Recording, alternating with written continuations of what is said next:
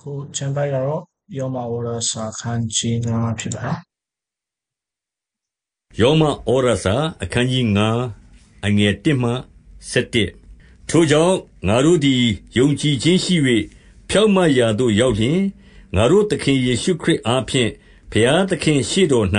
ငြိမ်သက်ခြင်းကိုခံစားကြ၏ထိုကျေးဇူးတော်ကိုခံစားရသည့်အကြောင်းမှာယုံကြည်ခြင်းရှိ၍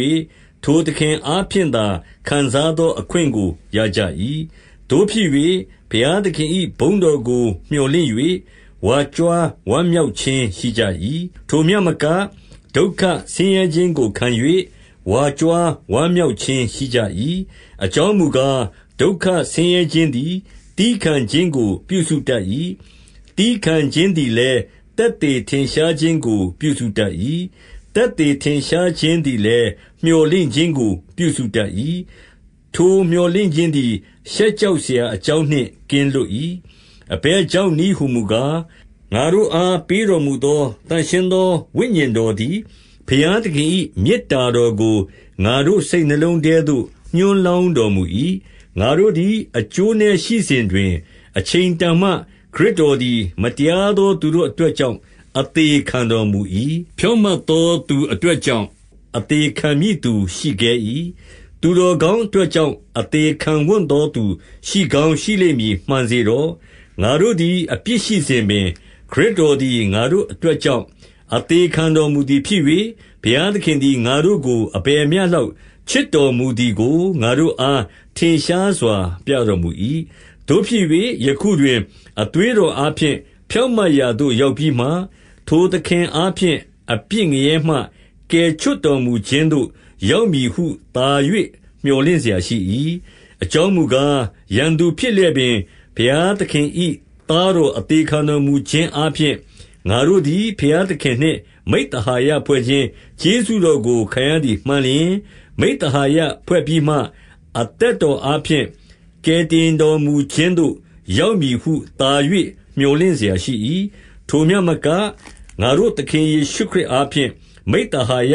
ဖွဲ့ရာကျေးဇူးကိုယခုခံပြီးလျှင်ထိုသခင်အားဖြင့်ဘုရားသခင်၌ဝါကြွားဝမ်းမြောက်ခြင်းရှိကြ၏အငယ်7မှ14ဤအကြောင်းအရာဟုမူကားအပြစ်တရားသည်တယောက်သောသူအားဖြင့်ဤလောကသို့ဝင်၍အပြစ်တရားအားဖြင့်သေခြင်းတရားဝင်သည်နှင့်အညီလူအပေါင်းတို့သည်အပြစ်ရှိသောကြောင့်သေခြင်းသို့ရောက်ရကြ၏ပညတ်တရားကိုမထားမီတိုင်အောင်ဤလောက၌အပြစ်ရှိ၏အဘယ်ပညတ်တရားမျှမရှိလျှင်အပြစ်ရှိသည်ဟုမှတ်เสียမရှိသို့တော်လည်းအာဒံလက်ထက်မှစ၍မောရှေလက်ထက်တိုင်အောင်သေခြင်းတရားသည်အစိုးရ၏အာဒံပြစ်မှားသည့်နည်းတူမပြစ်မှားသောသူတို့ကိုပင်အစိုးရ၏ထိုအာဒံသည်နောက်လာလတံ့သောသူ၏ပုံပမာဖြစ်သည်အငယ်15မှ21သို့တော်လည်းပြစ်မှားခြင်းသဘောနှင့်ကျေးဇူးတော်သဘောမတူအကြောင်းမူကားလူတစ်ယောက်သည်ပြစ်မှားသောအဖြစ်လူများတို့သည်သေခြင်းသို့ရောက်ကြ၏တယောက်သောသူတည်းဟူသောယေရှုခရစ်အားဖြင့်ဘုရားသခင်၏ကျေးဇူးတော်နှင့်ကျေးဇူးတော်၏အကျိုးသည်လူများတို့၌သာ၍ကြွယ်ဝပြည့်စုံ၏ထိုမှတပါလူတစ်ယောက်ပြစ်မှားသောအရာနှင့်ကျေးဇူးတော်အရာမတူအကြောင်းမူကားတရားစီရင်သောအရာမှာအပြစ်တစ်ခုကြောင့်ဒဏ်ခံစေဟုစီရင်၏ကျေးဇူးတော်အရာမှာအပြစ်များလျက်ပင်လွတ်စေဟုစီရင်၏ထိုမှတပါလူတစ်ယောက်သည်ပြစ်မှားသောကြောင့်ထိုတစ်ယောက်သောသူအားဖြင့်သေခြင်းတရားသည်အစိုးရ၏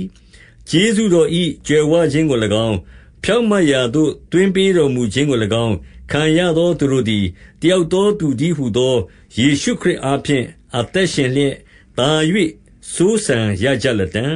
ထိုကြောင့်တယောက်သောသူ၏ပြစ်မှားခြင်းအားဖြင့်လူအပေါင်းတို့သည်အပြစ်စီရင်ခြင်းနှင့်တွေ့ကြုံရကြသည်နည်းတူတယောက်သောသူ၏ဖြောင့်မတ်ခြင်းအားဖြင့်လူအပေါင်းတို့သည်အသက်နှင့်ရှင်သောဖြောင့်မတ်ရာသို့ရောက်ခြင်းအခွင့်ကိုရကြ၏အကြောင်းမူကားတယောက်သောသူသည်နားမထောင်သောအားဖြင့်လူများတို့သည်အပြစ်ရောက်သည်နည်းတူတယောက်သောသူသည်နားထောင်သောအားဖြင့်လူများတို့သည်ဖြောင့်မတ်ရာသို့ရောက်ရကြ၏ထိုမှတပါပညတ်တရားသည်တဖန်ဝင်သည်ဖြင့်ပြစ်မှားသောအပြစ်ပွားများ၏ သို့သော်လည်းအပြစ်ပွားများသည့်အရာမှာကျေးဇူးတော်သာ၍ကြွယ်ဝ၏ထိုသို့ဖြစ်လျှင်အပြစ်တရားသည်သေခြင်းအားဖြင့်အစိုးရသည်နည်းတူငါတို့သခင်ယေရှုခရစ်ပြုစုတော်မူ၍ကျေးဇူးတရားသည်ထာဝရအသက်နှင့်ရှင်သောဖြောင့်မတ်ရာသို့တွင်ခြင်းအားဖြင့်အစိုးရလေအံ့တည်း Okay နောက်ဗီဒီယိုမှာပြန်တွေ့မယ် bye bye